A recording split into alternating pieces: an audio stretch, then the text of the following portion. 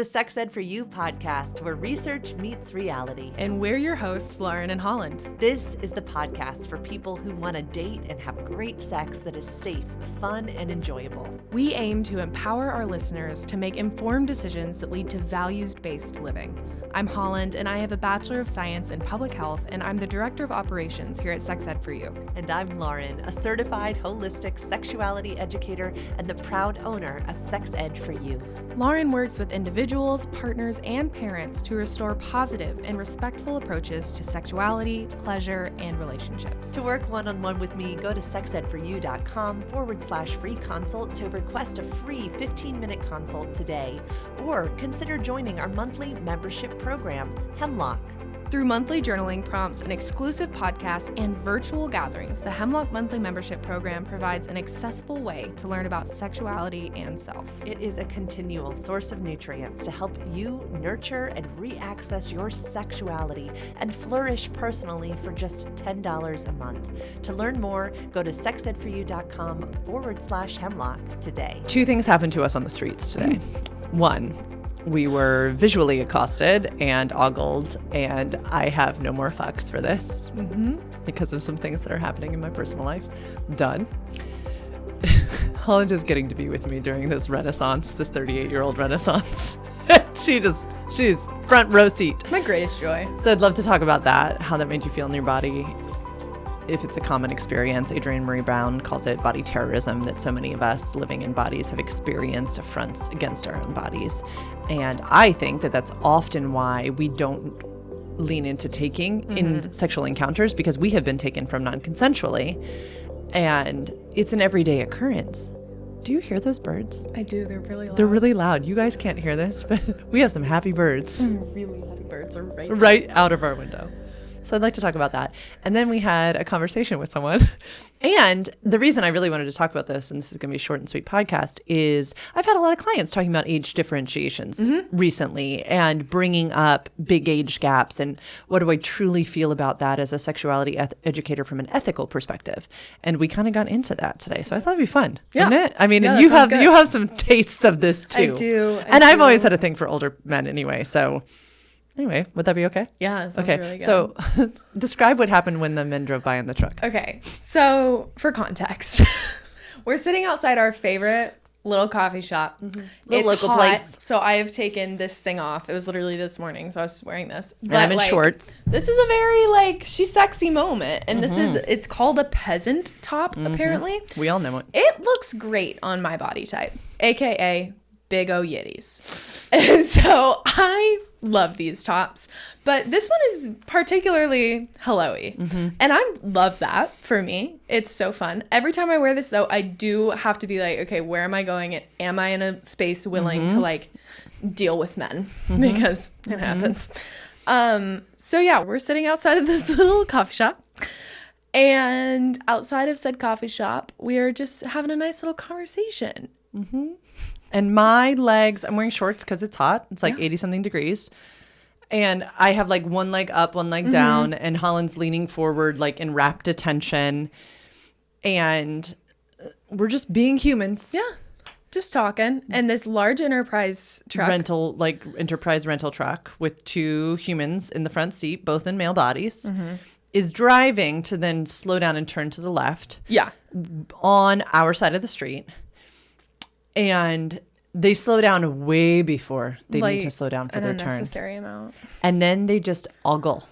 They not even ogle. They were actively yelling with the windows up though. The windows were not down. And pointing and smiling and looking yo man, look at this. Look at these bodies for our enjoyment. We were in the zoo. Yes. I felt like a snake in a zoo.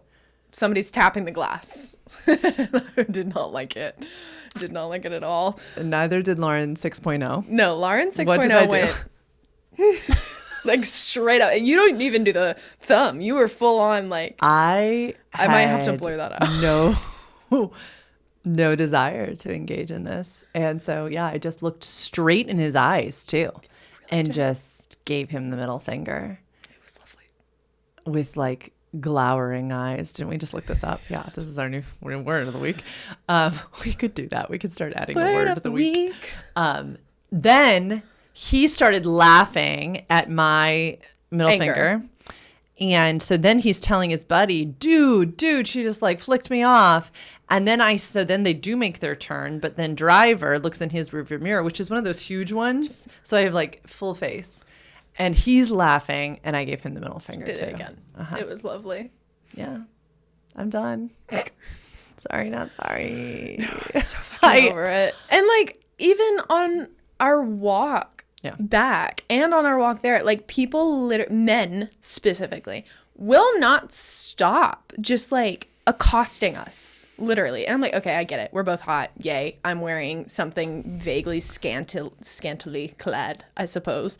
But like, it's not the fact that they're doing it. It's the way in which they conduct themselves while doing it. Like, yeah, tell me I'm hot. Tell me I'm pretty. That's literally what I was going to say. We have a male listenership on this audience. So why don't we give some examples of what would be positive alternatives? Because the answer is not to ignore the bodies in front of us in this world. I think that there are ways to affirm and celebrate bodies. Yeah. So what's an example of something you do like? Because I know what I like. I just genuinity. Like, just be kind. There's a difference between being kind and objectification. Yes. And I think that line is thick and bold and black. It's not a gray area. It's not difficult to be kind. It is very different than your objectification. These men are like ogling, and their objective was not to flatter us. Their objective was to have fun and make it like funny and silly for them, because they're just like, oh, she's so hot, like looking at do you see the difference? Like it's so different. So the way in which you do it well is by being kind. Yeah. By being genuine. Say it from the heart. If you're like, oh wow, like her boobs look great in that, in your mind, you say that and to yourself. And then you go, that looks really good on you. That top really complements your figure. You just look incredible today. Make eye contact. Be kind. Don't scream it in front of a bunch of people. You say it to the person. You go to the person face to face and you say, wow, you look great today. And you know what? I would probably be like, shit, you want my number? Like, yeah, that's what's so funny is that even as a partnered person in like chosen monogamy, if someone comes up to me and says, you look incredible, I go, thank you so much. Yeah, it means something. It does. I don't want to be unnoticed. I just don't want to be non-consensually objectified. Yeah. And listen, we say on this podcast all the time that we are not judged by the purity of our thoughts, but by the character of our actions. You can go home and masturbate to me. I do not fucking care. You cannot objectify me on the street without my consent. It's not okay. And it is not okay for all of humanity to witness your non-consensual taking. But to appreciate the incredibly designed bodies around us is a joy, right? If you think somebody's skirt, we were saying it. Somebody walked out of the coffee shop. Oh my God, this beautiful ombre skirt. We were like, they look incredible. They look incredible. To say, wow, I love your outfit. Or, oh my God, that haircut on you, or your lip color. Wow. Is incredible, and I have it from all bodies of people, and it feels delicious to say thank you. I chose this on purpose today, right? Or I know I really love how this peasant top fits me. Or yeah, thanks. I know my legs are long thanks to genetics. Like there's like you said, a clear line. And it's really not difficult, to be honest. Because if you think about it, too, it's timing. When we saw this person walk out of the coffee shop and we both said, oh, my God, her dress was beautiful, I 100% would have told her that if she were not walking away from me, if her back were not turned, she was probably 30 to 40 feet away from me. That makes it inappropriate. I'm not going to yell and say, oh, my God, I love your skirt, because that's freaky. Like, use common sense. It is literally not hard. We need common sense by sex ed for you rules. It's like, this is how you compliment.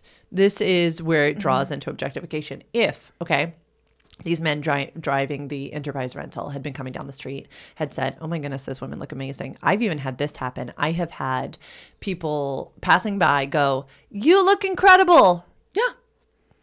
Is it my favorite? No. But is it better than the laughing and the dude look? Yes. I am not your dude look. I am not a puppy in a store. No. I am not made to be like, Ogles. Mm-hmm.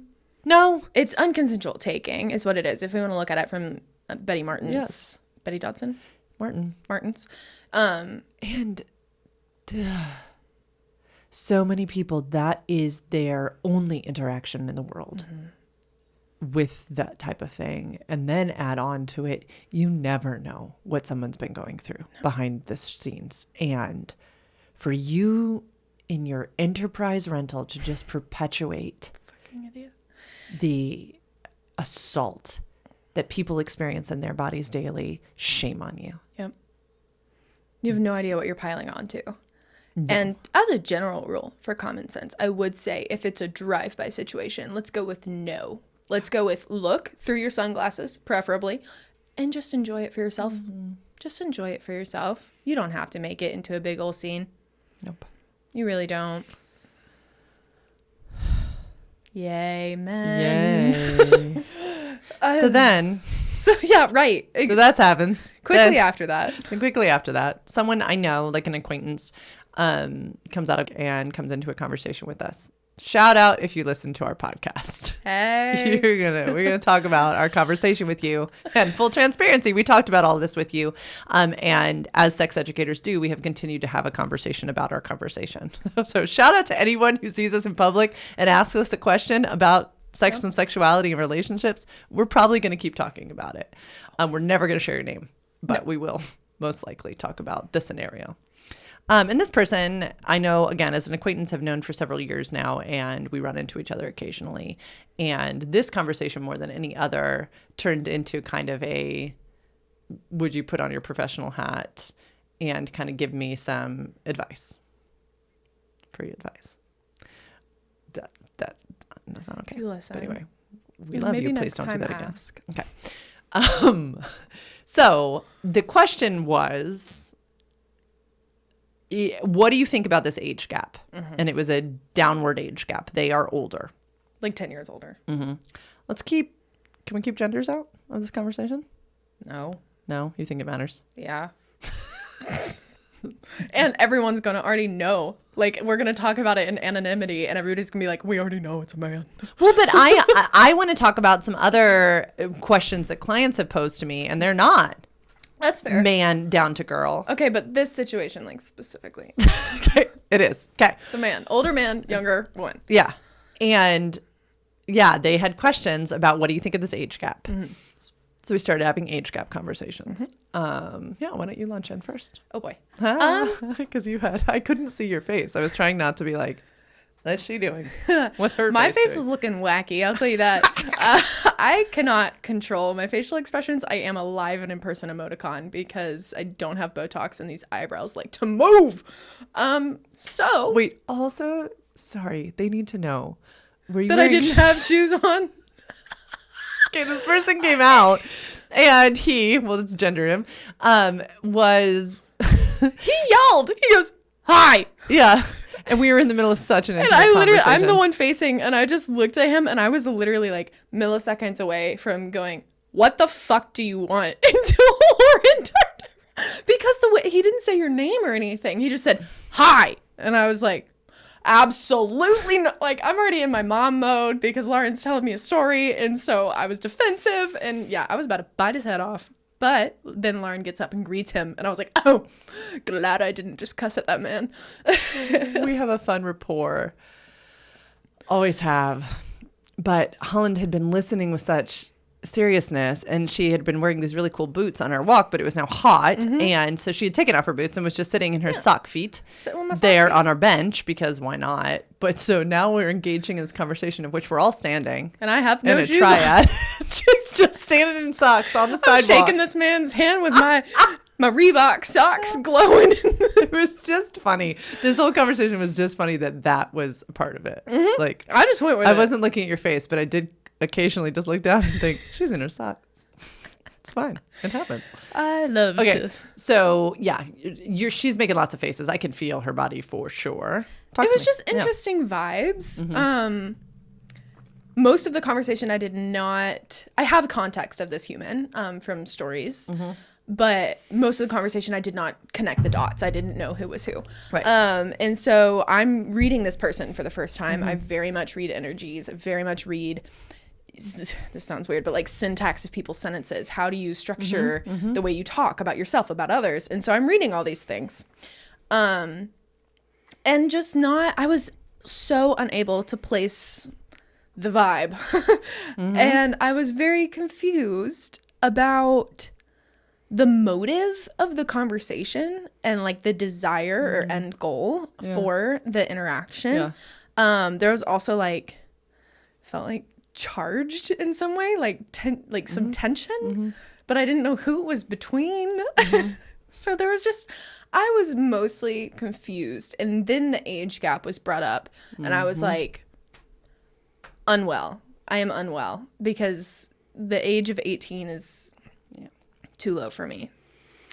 So welcome to the time of the podcast where we discuss Jack Moran's 4 cornerstones of eroticism. There's always a corner of the moment.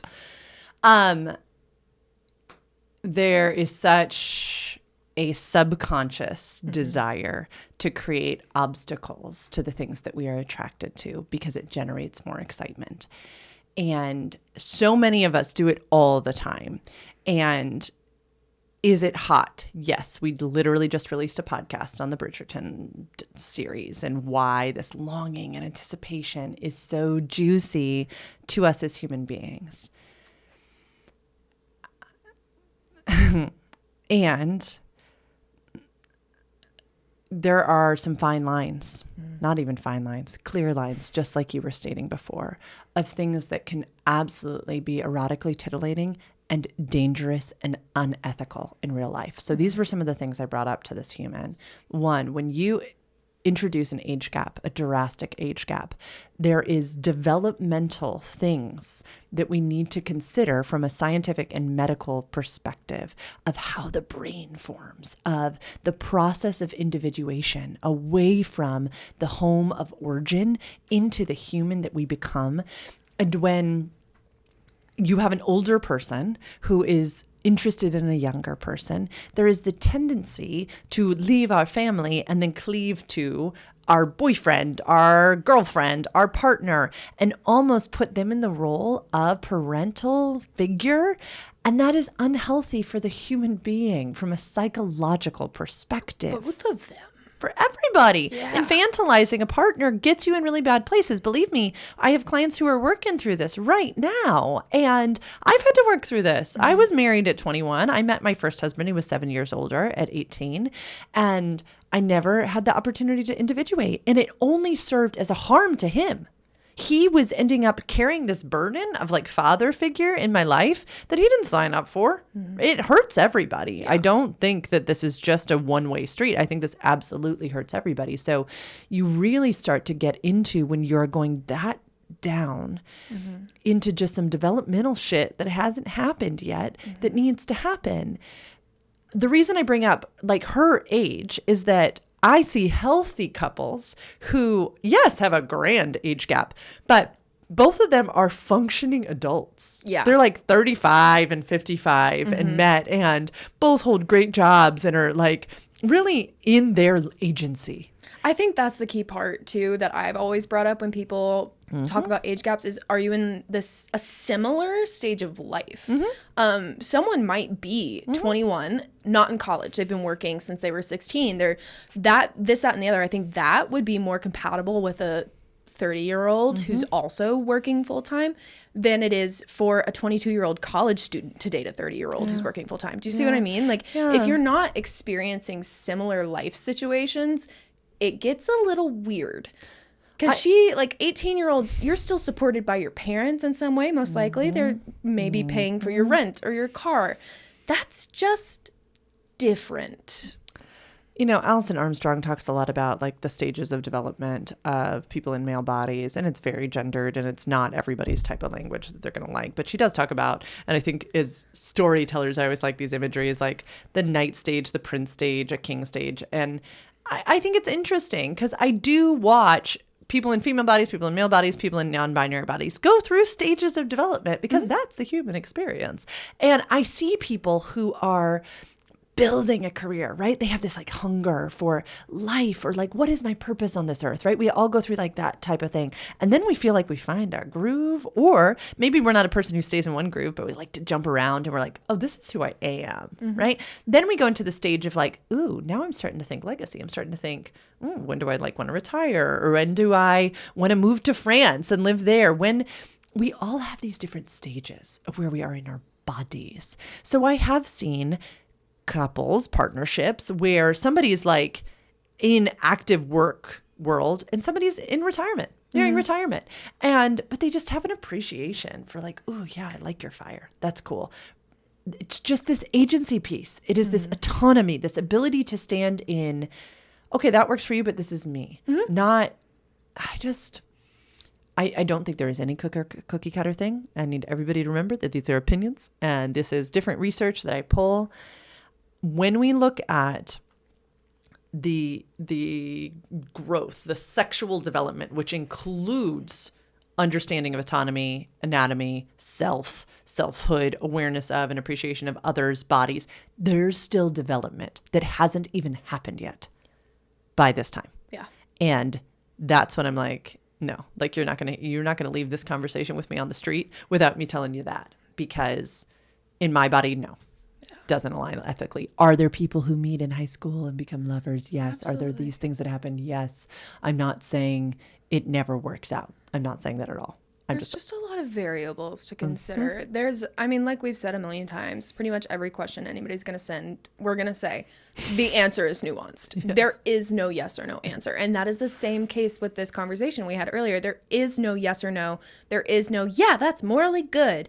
Like, we can't say that. We are not the governing body of ethical questions. But we will give you all the facts and the information. And the fact is that the brain does not complete truly until 23, 24, 25. Sometimes younger for women, sometimes older for men. It's hormonal. It's all sorts of things. It's nothing that I'm going to dive into right now, but just know that it's scientific, it's hormonal, it's neuro stuff.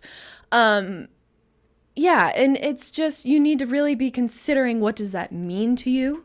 And then I would really challenge, I think I said this vaguely to him, the person we spoke to earlier, like, think about the important things. Align your longings, like we always say. Like, are you wanting the same things out of life? Do you enjoy the same hobbies? Are you even compatible, truly, outside of this fantastical world that you've created for yourself? It's a beautiful world to live in fantasy. I love it.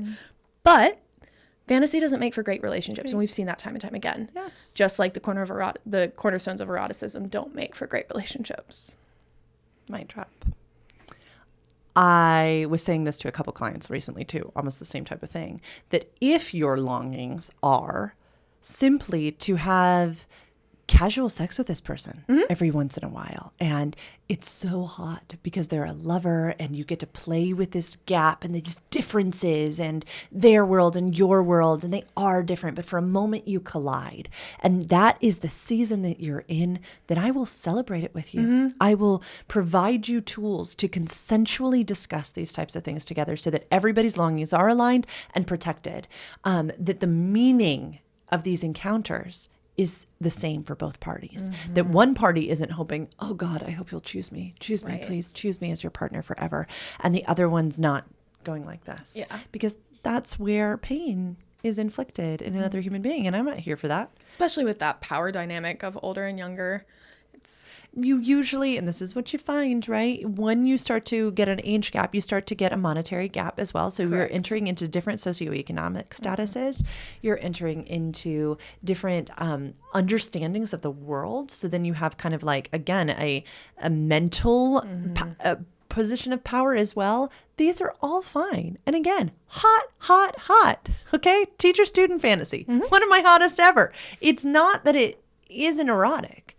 It's that once you understand the science and the details behind it, you can incorporate those same things that turn you on into a healthy, grounded partnership that you're aligned with on your longings, where you're relatively near in age. Again, this is not cookie cutter. I think there are fine partnerships out there. Yeah. I really do. They've just done the work. They have done the work to feel into okay, so yeah, on paper, it would look like that we have this age gap, but this is how power is broken down in our home, right? Actually, she's the primary breadwinner, and actually, he does all of the housekeeping, right? And actually, they've done the work to dissect. Absolutely. So please hear me, these blanket things, but just hearing these things are I scary. also see too, because I remember like myself around late teens, like 18, 19, I would get the same thing all the time. Like older people who were very interested in me. And it came from honestly having a lot of trauma really young and being like, being matured more than I should have for that age. So I can understand the appeal. Truly, I do. If you meet someone who looks like a 19-year-old, has that beautiful, perfect skin and is like just gorgeous and awesome. And then they also have this intellect and maturity of someone much older than they, and it's because of situations that they've been through. But their brain is still not developed all the way. So I don't know. I guess I can see the dichotomy. I can see all of the different sides of it. I can understand the appeal of it. I just really encourage people to do the work and have the consensual communications that need to be had. Let's get into this part, the flirting part of it. Just make this part fast. Okay. So I think we have talked about the developmental, the neurological pieces, the scientific pieces. What I'd love to do, if you're okay with it, is either make this a two-parter, one podcast, and we can record later, or we can make this a two-parter over time. No, let's give it to them all in one. I can come back over later. All right. I have to go get my nails did. BRB. BRB.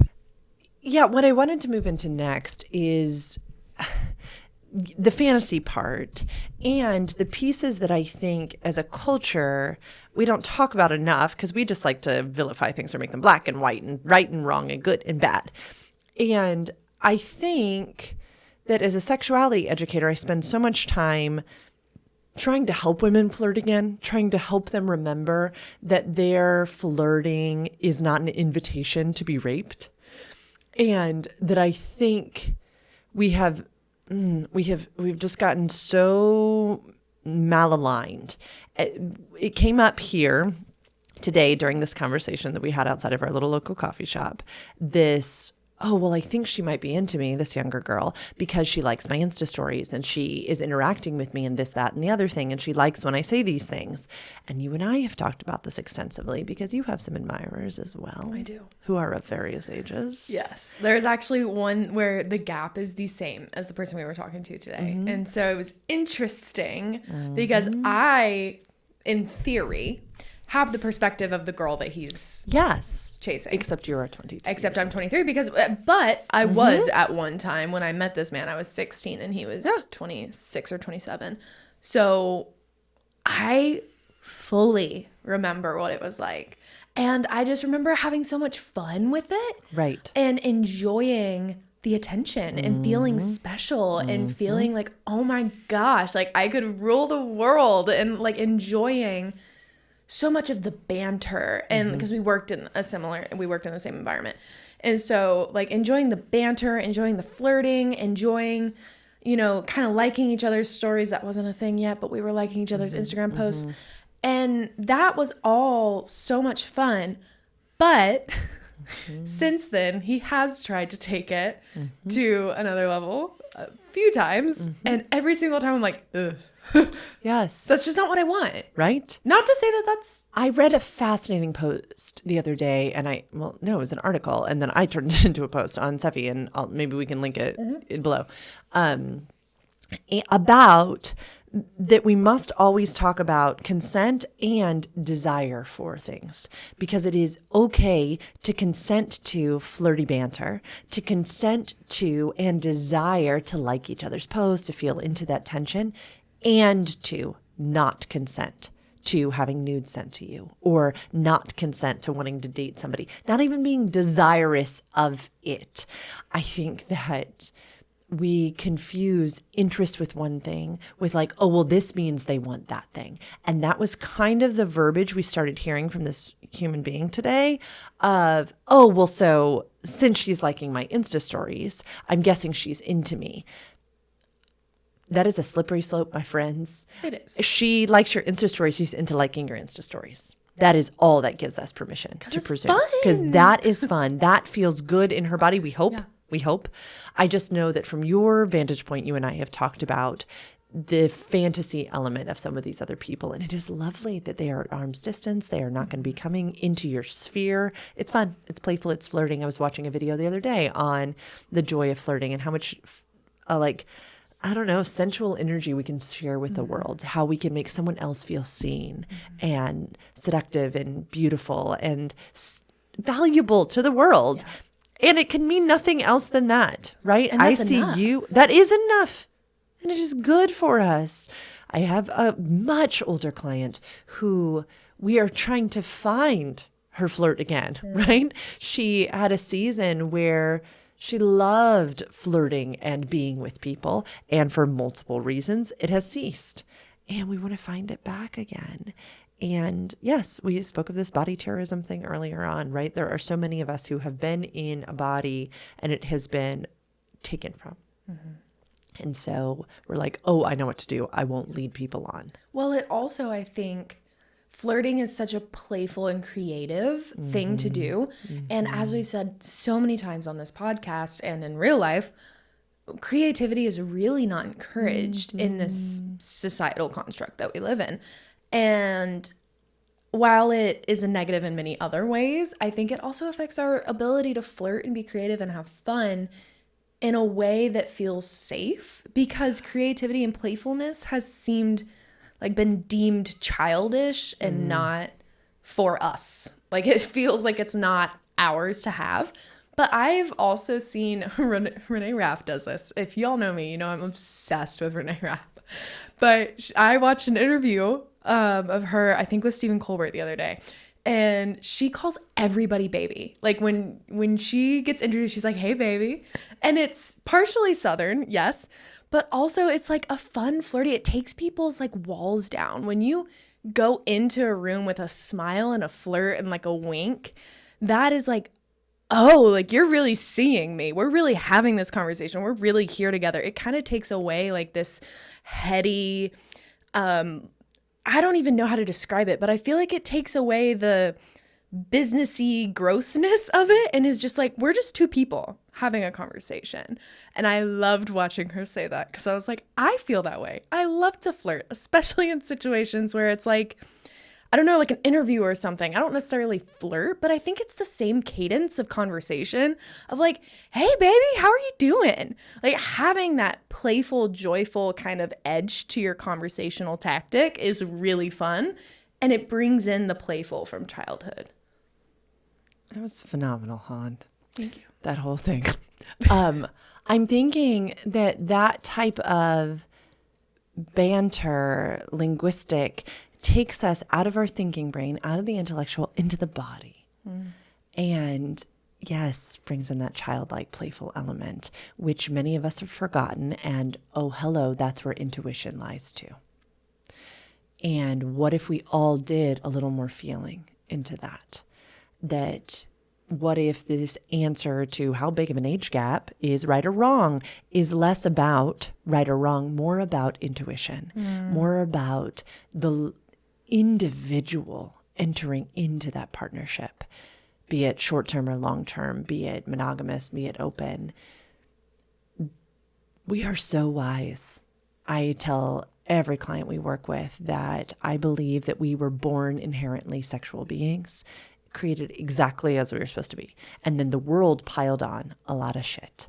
And we got buried along the line, sometimes with trauma, sometimes just with morality and different value systems that were placed on us, sometimes with lack of education or things that were withheld from us, truths that we were never given the information to understand.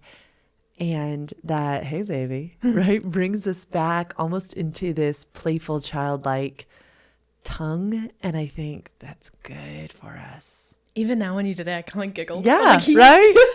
Like it's just joyful. It's like playful and fun. And I really love it. It makes me so happy. Yeah. I've done the same thing for a long time. I call people babe.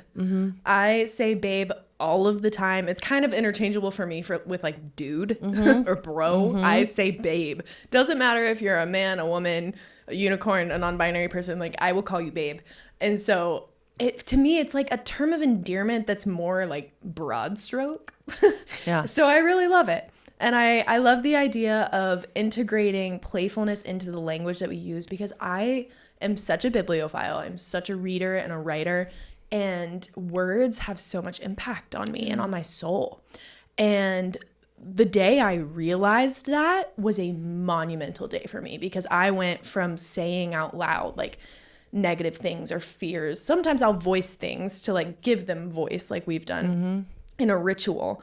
But I was very prone to complaint and self-criticism and just really negative feeling words. They didn't feel good coming out of me. They felt icky. And so the day I decided the words that I say will be words I truly mean and words that are genuine and come from a place of love in my soul, that was the day that I really started doing the work. That was before I met you, before I got into sexuality education, before I even took that human sexuality class. I decided, I was like, no, it's time. And it was when I was in therapy, I think. Yeah. And it was incredible. And it changed my life. To that note, this reminds me of Cassandra Speaks, the book that we read in Hemlock Book Club, where when women are the storytellers, the human story changes. And she has this whole challenge in the book, which is to start watching your words, start watching the analogies that you give. And are they all masculine, patriarchal narratives? Is it war analogies? Is it construction? And it's just really fun to see how you can flip the script. And this is what I see you doing, putting some intentionality behind these words that we speak every day. And what are we speaking into existence? You and I share this all the time, right? This is why on our Sephi retreats, we go yell things to the universe of what we'd like. And we celebrate the things that we are. We were just talking about this the other day, like we got to back up all the things that we love doing, because it's a celebration, like shouting it to the world. It's good for us all. It's really good for us all. What?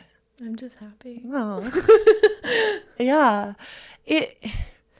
I think in context, this is interesting, because I was with a different client having a similar conversation about age gaps. And this person is in their late 30s. And this was an entirely different conversation, because they were the one interested in someone much older. And so they were saying same types of things of, is this dangerous? Is this right? Is this wrong? And we came to this understanding of when we follow desire, right? When we truly lean into desire, which really, if we drop down in, is this like intuitive voice, this, hey baby voice, right? And we thought about what is it that we desire in the fullness of partnership in life and all of these types of things. And then we do our Adrienne Marie Brown aligning of longings. And if all she is truly interested in, this client, is a casual, passionate friendship with this person, as it can stand, like these moments in time. If she is interested in moments in time, then we talked about that could be delicious, because the longings are aligned. I think that is like unequivocally paramount. Aligning longings. Yes. When I heard that come out of your mouth one day, I was changed forever. I have a question for you. Yes. It doesn't have to be step by step, but what questions or what conversations would you say are important to have when considering an age gap romance for partners, or not even for a partnership, actually, just in general? The first thing that bubbled up is tell me who you are. Because if a person has, because of trauma, you and I talked about this earlier, and I would put myself in that boat, and especially my little sister in that boat. By 18, she was like a high functioning adult due to crazy trauma. Who are you? Tell me who you are. And if someone really can tell you who they are, what they love, what they want, what their passions and purposes and missions are in this life, and you can listen and you can hear and you can celebrate and you can want those things for them too, that's a great starting point. Tell me who you are. not who you are to me. Here's a fun challenge. When they do research and they do this game, this like I am game. So if Holland and I were to play it, I would be like, Holland, who are you? And then Holland would say, I am. And then she would fill in the blank. When they play this game with male-bodied people who are gendered male and raised in a gendered male role, the men will say, a builder. I am a dreamer. I am a entrepreneur. Okay, they will speak in like those types of roles. When they do it with women, women always do it in a role that they play to another human. Wife. Mother. Daughter, sister, friend. It is not that is bad. No. Please hear me. But if you ask someone, a younger someone, an older someone, who are you? And they only can give you what they want to be to a future person, or who they are at this place or to their family, or they have not individuated yet. And it is not a problem. This person could be 45 and not having done this, but it will just give you a really neat insight into who they think they are. And then you can either choose to support their dreams and who they are, which is hallelujah, agency, or you can say, oh, wow, we're aligning.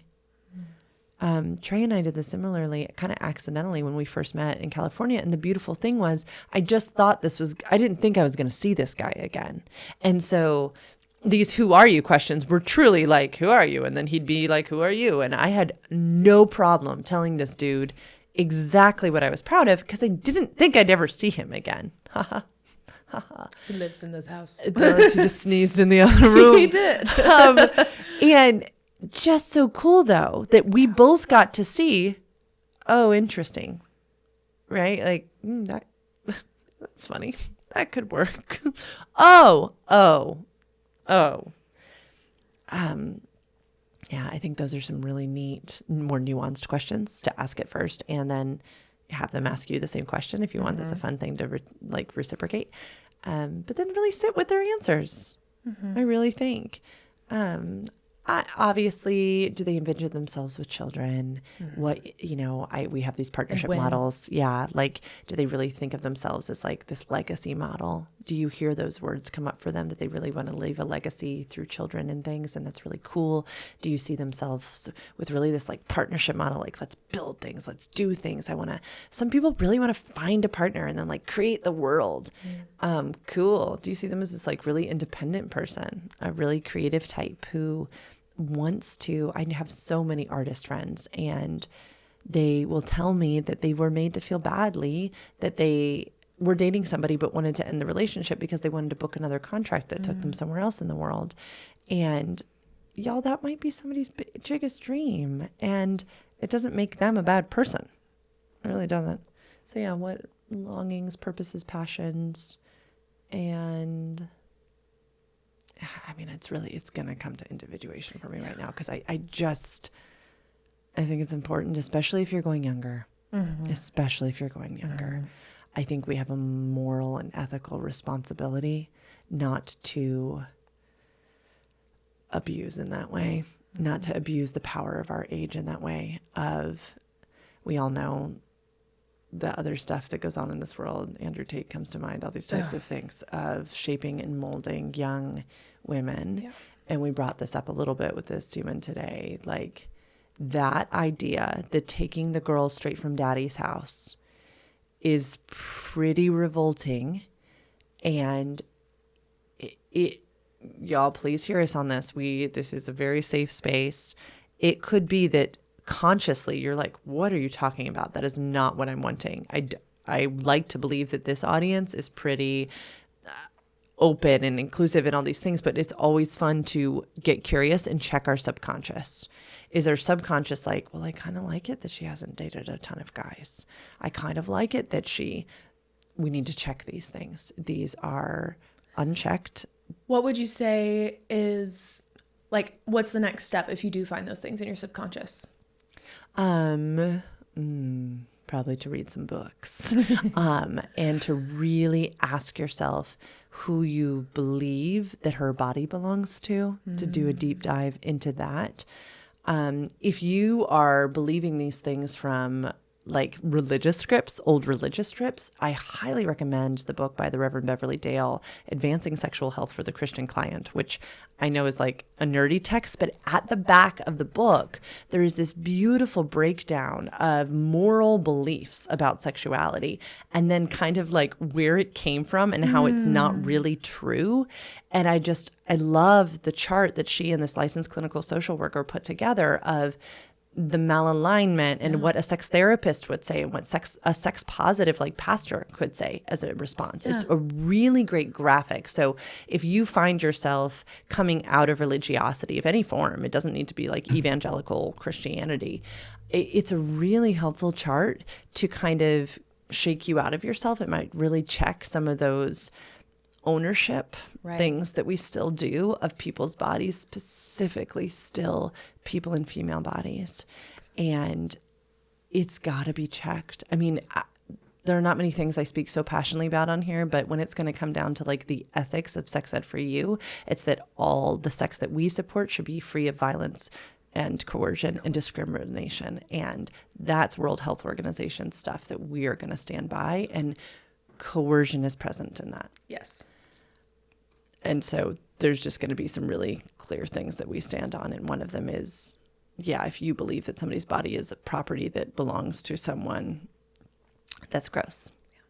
I think it's also important to note that in these big age gaps, the younger person is not gonna think that it's bad.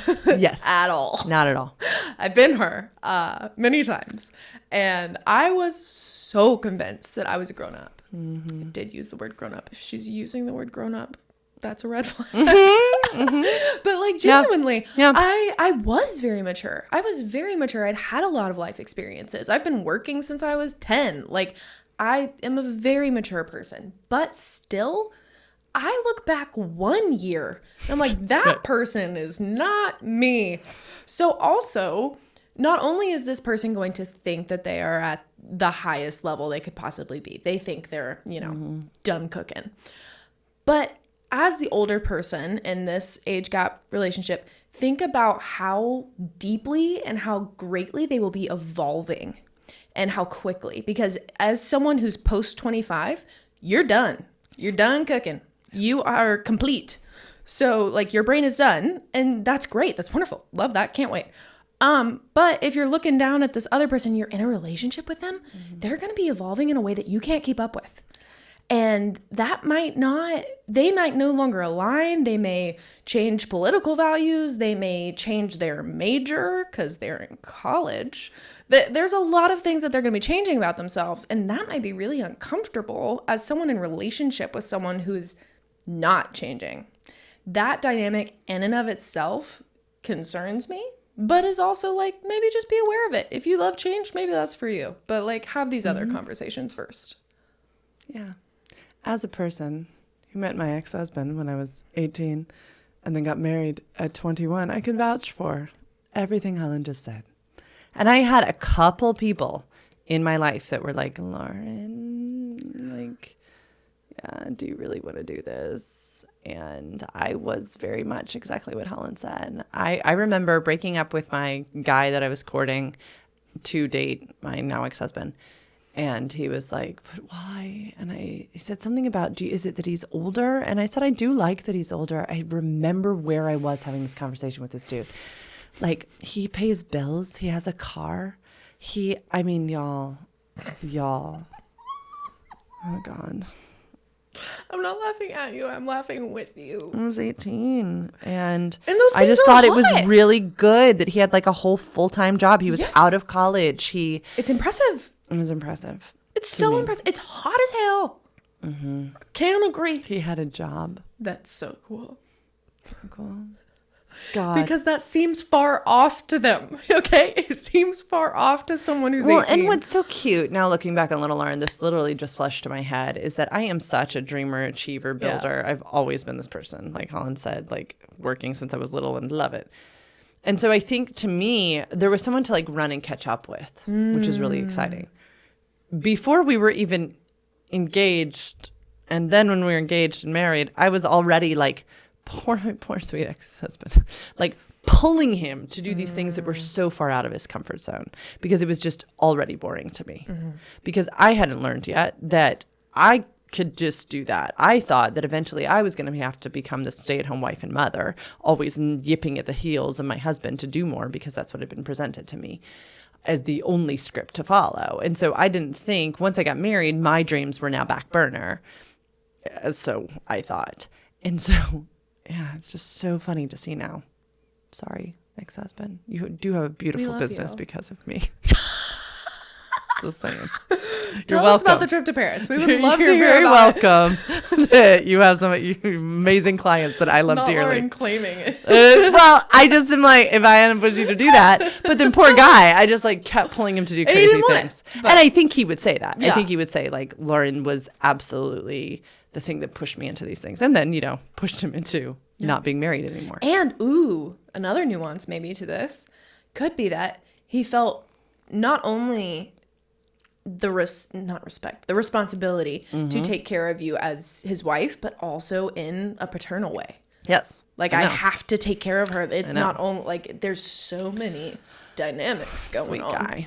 Well, and religiosity, especially the Christianity version that I was raised in, definitely it does this weird infantilization of women.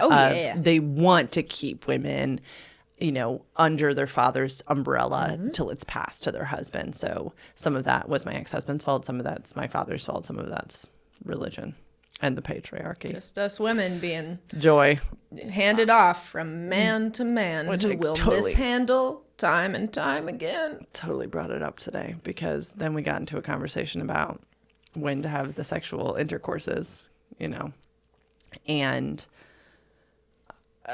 then we got into a little bit of purity talk, and we got a little bit into like passing from father to husband, and my skin cards started to crawl. I need y'all to hear me. Chosen abstinence is the coolest thing in the world. Oh, and if you are choosing abstinence for a plethora of reasons, great vibes. We support you. 100%. Yep. If you are choosing abstinence until marriage, if you're choosing abstinence in marriage, if you're choosing it now in your single slutty era, we support you. Yeah. Doing it compulsively because some you feel like you have to, says you have to, or that you are lesser than because of it. It's not our style over here. It's not the same. It's just not. It's just not the same. And then we start to call sex so narrowly only a penis and a vagina. Yep. Which harms everyone, even the cishet people. Yeah, it's just like it's just correct. Really bad. So, just it's a podcast for another day. It is. But that's silliness. You know what we need to talk about one day? Body count. That idea of a body count? Yeah. Or We're not just getting into our it now. body I count? just wanted to tease it to you people because maybe that's next week. Oh, that's a broad topic. I know. Any takeaways that you had from that conversation that we haven't touched on today? Thanks, person outside of the coffee shop, for giving us our topic today. Little did you know. Little did you know.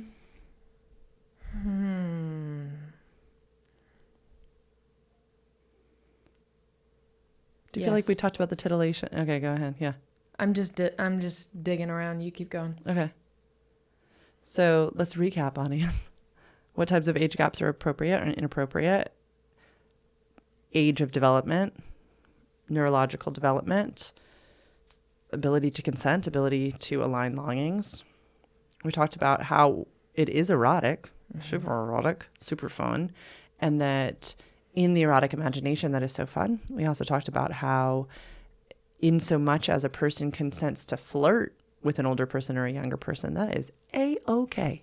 That does not mean that either party is agreeing to more than that. That when we have boundaries, they protect our values. And if our values are, I am not going to disrupt the well-being of this person of younger or older age, then yeah, we can flirt and not go further. We talked about how some people might like it. That might be very flattering for the younger person. So to the older person, I say, remember, hierarchies of power it's like too much, whom much is given, much is required. Sometimes you just got to be the bigger person. You just do. For instance, if like a partner comes in with one of my clients for a partner session, but the other client's been doing individual sessions, the first thing we do is acknowledge the power dynamic in the room, because the client and I, my primary client and I, have developed a relationship of safety. We have a little container, and by the very nature of that, it is going to make me more dangerous to the person coming in. It doesn't mean that I'm intending to be dangerous. It just means that we hold a position of power. Thank you, Sexuality Education School, because it's just so beautiful to acknowledge it. Unintended harm is still harm. And I'm not saying all the people out there interested in younger women are intending to be harmful. I am not. But I do think they need to check in on their power. Did you think of anything? I did. Okay. It's not going to be what anybody's expecting. It wasn't even what I was expecting. But what came to mind was just a small point that I might even clip out. But as the person who was the younger, who was 16 and was flirting with a 26-year-old, 27-year-old and was loving it, now that I'm 23 and the same person flirts with me and we like each other's stories and we have a good time, we have a flirty little Instagram non-relationship relationship that's consensual and been communicated about. Anyway, it's a lot less hot.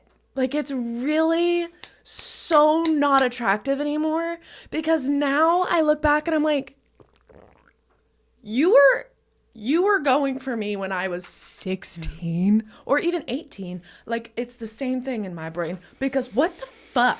Like, what about me at 18 was attractive? Like, it's just like looking back on it, I'm like, ew, ew. That's gross. And also, like, why? Like, I get it, but also I really, really don't. And so also just be prepared for that flip to happen, because there comes a point where the younger person who's been enjoying it and loving it, and then there reaches a time when you're like, oh, wait, that's icky. And it's not just because how they carry themselves or whatever.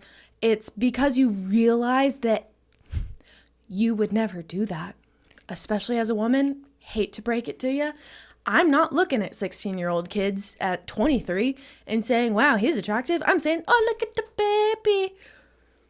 And so, especially as somebody in a female body, I look at that and I'm like, oh, that's like, ew. So, yeah, just keep that in mind. It's gonna come because we mature.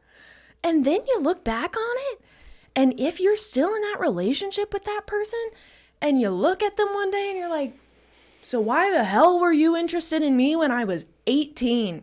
Because, like, genuinely just explain. Like, I would need an explanation in that relationship. If, you know, imagine I'd been in a 5-year-long relationship now since I was 18. I would need an explanation.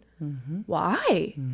What about me at 18 made you think that I was a good partner, that I was a good prospect for you, that I was even an option, to be honest? So, yeah, closing on a high note. But right, like, this is where we're seeing the one who's older, I would argue, has an ethical obligation to be checking into these things. Yeah. Why? Why were you interested in so much younger, which is what we were saying to this young man on the street? Yeah. Why is this interesting to you?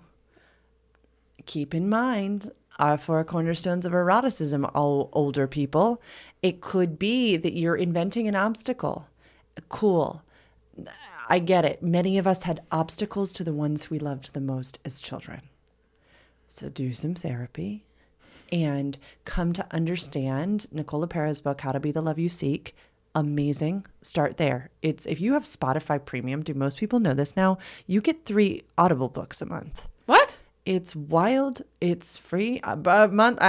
Don't quote me on it. Don't. I think it's just the ones that are available on Spotify. Okay, but like that's on there. And so is Emily Nagoski's new book, Come Together. And so is, and you can only have a certain amount of books per month or per something. But wow, Financial quarter. Talk about, I just am so interested in, there's so much free stuff out there. Yeah. Oh, absolutely. And if you're like, oh, wow, this is interesting. I can't tell you how many people come to me and say, like, why do I always go after the unavailable people? There's a reason. I do have an answer for that. There's a real reason. That is one of the questions we do have an answer for. And learning how to heal some of these childhood places and understand, oh my goodness, I did it again subconsciously. I put an obstacle between me and contentment and healthy partnership, or I created additional longing because I always had wanted, right, longed for my mother's attention, my father's attention, my big brother's attention. Once we come to notice these things in ourselves, what's so freaking cool is that we can learn, like, okay, maybe in the erotic realm, they're still really titillating, but I just deserve healthy partnership. I deserve a partner my age. I deserve a partner with aligned longings. Ask yourself, oh, lovely audience, what do I really deserve? We shouldn't have to work so hard. Partnership should be easy. And if you are subconsciously, and again, I don't think we're all out there trying to make things hard on us, but subconsciously creating obstacles, maybe check that. It's a really fun, moment. You're welcome. But yes, I think to your point, you matured and now you're looking at it, right? With the eyes of the person who you were almost the age when he was first flirting with you. And that's, and the fact that I'm not even that age yet. I saw this graphic on Instagram the other day that essentially showed as women age, female-bodied people, tend to find older people more attractive. So if you're 40, they're going to find, 30 to 45-year-old people attractive. That's what they're attracted to. They did the same thing with men, and men throughout the lifespan up to 65 years old consistently chose 18 to 22-year-old women as attractive, which we can all agree 18 to 22-year-old women are attractive. It's not about whether you find them attractive. To me, it's about whether you find them like viable for partnership. And that's what that question was about on that graphic. It was about who would, out of these photos that they showed, who would you be most interested in partnership with? And men were consistently choosing. And there's a lot of variables there too, I think, especially with the way media portrays women and consistently is blurring us out and Botoxing and all the things. That's, society's fault more than anything. But I am wondering, the consensually non-monogamous brain in me is like, okay, now thinking of like research and thinking of, we've talked about it on here, like that in olden, like tribal cave people, indigenous times, there was this thing where like women would be, like in their ovulatory phases, they would draw a partner who they would mate with, and then they would get pregnant with their baby, and they would be in limerence with them, and they'd be like, "Mwah, bye," around 2 years, and they go find another partner. What that research also says, and so this is where research meets reality, and this is where we're nerds sometimes, is that those people at that age also could carry the most viable pregnancies. So if it is a diversification of the species, I do wonder a little bit if some of that's biological. I'm not excusing it for partnership, and I hear the conversation that you're trying to have, but it did take my brain to that we often try to fit ourselves into these like, and this is what health looks like, forgetting the thousands of years of data we have of how people lived and existed in sexual relationship. Right. And where women were getting to choose the different man they slept with. And so sure, maybe this, indigenous like tribe that we're all a part of, and the men are out still hunting at 70 and they're in great shape. And this woman's like, I want you, right? And she's 18, but it's like a different world. I don't know. Yeah. I just sometimes try to be like, oh, interesting. Yeah. I don't think there would have been people alive at 70, but yes. Oh, true. Right. And so looking at all of these things just makes it interesting, right? We've prolonged life so long. Oh, so long. And I don't know. It's just all of these variables that we cannot determine. No. My only argument for that. Go for it. Men's fertility also declines. I know. At 45. 40, actually. They can impregnate someone. I mean, they can impregnate somebody, but the likelihood of disorders that we technically didn't know about for a while, but like bipolar disorder is the one that comes straight to mind. Also autism and any type of like chromosomal defect. Those are skyrocketing past 40 with sperm. So yes, and I think all of these things can be true. As it applies to our podcast today, just interesting, right? Just interesting that there is such a strong differentiation. It was just so interesting to me. It didn't really like anger me or anything. It really just was like, huh. And then I started, because after we filmed the first part of this podcast, I went to Sam's. I went and ran some errands, wearing the same thing I was wearing. I hate this town sometimes. I love this town. I love it so much. I really, really do, guys. But also, there are times where, like, I looked, like, in my opinion, I just thought I looked cute. Like, it was a cute outfit. I felt like a fucking harlot. I felt like a harlot in the Sam's. And I shouldn't be made to feel that way. No. By men. Old men. Old. People that go to Sam's old, okay? Right. Like, and it made me feel icky and gross. And I literally was like on the verge of tears getting back into my car. I just shouldn't have to feel that way in public, but I feel so good in my body. Right. I feel so happy. And I loved my outfit. And I was so proud of it. And like, it's not like I was looking insane. I just happened to have boobs. You looked great on. And so anyway, there's my anger. But I really, the shirt itself did not make me angry. I just thought, that seems right. Because when I go out, I guarantee you it's people of all ages looking at me. There was an old man on his phone, literally at the gas station, staring at me as I was pumping my own gas. Like, I'm seeing it in real life. I know that old men like younger women, but it just makes it creepier to see the data. You know what's interesting? We should bring a special guest on this podcast at some point, aka the man who lives in this house, because he is never interested in younger women. He's always interested in older women. And we talk about this often because of the point you made earlier, which is what media portrays that men should be into. And so for my male-bodied clients who identify as hetero, we do a lot of work into like, what were you told that you should be into? And then discovering more deeply what they're actually into. And God, you pick up any magazine geared towards men or the magazines on the rack, they're telling us what we should be to men. And it is kind of fascinating. So I agree with you with the conditioning, because if you look throughout the ages, right, of what was considered beautiful or sexy, it has changed. It has changed constantly. And so if you are a person in a male body out there, I would really ask you to get curious to like, okay, wait, what does media tell me? Do other scripts in this world? Did my dad tell me? Did my uncle tell me what I should be into? What am I really into? I love it when my clients tell me, oh, I'm into my wife's body.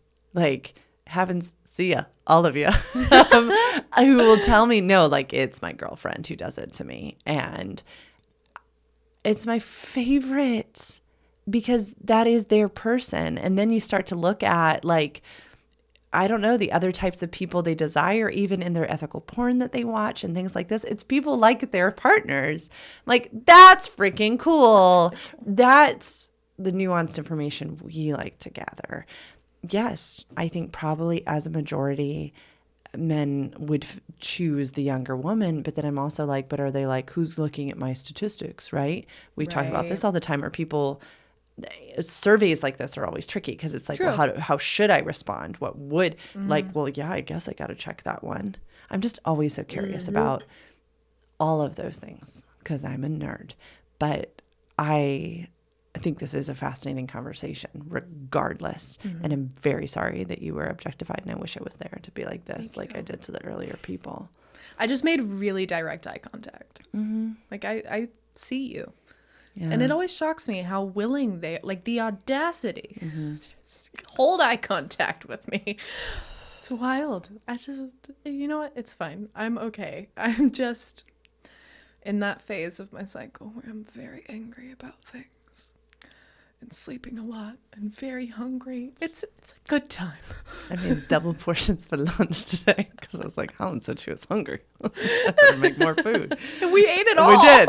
Did you notice? Did you notice I pulled a whole nother one out? I poured that first one in, and we were having like some chicken from Trader Joe's, and then I was like, that's not enough. I know how hungry. When she is hungry, and that is not enough food. I've been eating so much lately. She got lots more, and it was good. I was so glad. It was like patting herself on the back. Just that part of the cycle. Good job. We love it. Good job. You ate. We all ate. We ate. And I was like, if there's leftovers, there's leftovers. But I would rather her not still be starving. Because we all know that part of the cycle. Oh, God. It's like insatiable hunger. No, my best friend was saying the other day, she took her son to the local burger joint. Yeah. The one across from you. And it's his favorite. And she was in that part of her cycle. And she ate more than he did. He's 14. Yeah. 14-year-old boys eat a lot. They can put it away. They really can. She kept being like, are you going to finish that? Like, kept eating. You want the bun? I want the bun. It literally happens to all of us. Anyway, y'all, thanks for coming to this episode. We're so glad you're here. Please know that we shared a lot of opinions on this podcast, and we encourage you to form your own, to do your own research, to sit with different texts and send us your feedback. It's really helpful. But you have a right to informed decision-making and to individual choice, and we believe in your agency. Yeah. We also welcome any complaints or comments. Mm-hmm. You can send them to me at admin@sexedforyou.com. I do read them, so genuinely send them our way if you have questions about this, nuanced questions, or if you just desire more information on this topic or literally anything, please send it to my email. I will respond to you. Follow us on Instagram at sex_ed_for_you. And if you would like to schedule a free consult, you may request one at sexedforyou.com/free consult. And I might approve you. You truly just might. If you also are lucky. If you give me a good reason. If you say, hey, baby. No, don't do that. Don't say, hey, don't baby. Do that. Unless you then put like, translate. LOL, you said this on episode such and such. Yeah, that I welcome. Sex Ed for You podcast. But sarcasm does not translate well over text. So just like, maybe don't try. Maybe say it some other time. Thanks for being here, y'all. Have a beautiful rest of your day. Bye. Bye.